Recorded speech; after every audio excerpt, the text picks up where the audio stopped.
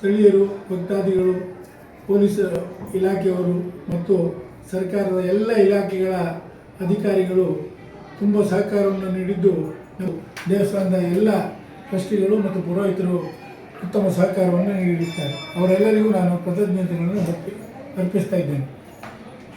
ಇದು ಬಿಗಿ ಭದ್ರತೆಯ ಮಧ್ಯೆ ದೇವಸ್ಥಾನಕ್ಕೆ ಬಂದು ದೇವಸ್ಥಾನದಲ್ಲಿ ಸುಮಾರು 20 ನಿಮಿಷಗಳ ಕಾಲ ದೇವಸ್ಥಾನದಲ್ಲಿ ಪೂಜೆಗಳನ್ನು ಮಾಡಿ ಪ್ರಸಾದವನ್ನು ಸ್ವೀಕರಿಸಿ ದೇವಸ್ಥಾನಕ್ಕೆ ಸುಮಾರು 1.6 kg ತೂಕದ ಖಡ್ಗವನ್ನು ಸಮರ್ಪಿಸಿ ಇಲ್ಲಿಂದ ನಿರ್ಗಮಿಸಿರುತ್ತಾರೆ. ಯಾವ ಖಡ್ಗ, ಯಾವ ಲೋಹದಿಂದ ಮಾಡಿ? ಬೆಳ್ಳಿ. ಹೇಳ್ದೆ 1.6 kg ತೂಕದ ಬೆಳ್ಳಿ ಖಡ್ಗವನ್ನು ದೇವರಿಗೆ ಸಮರ್ಪಿಸಿ ದೇವಸ್ಥಾನದಿಂದ ನಿರ್ಗಮಿಸಿರುತ್ತಾರೆ.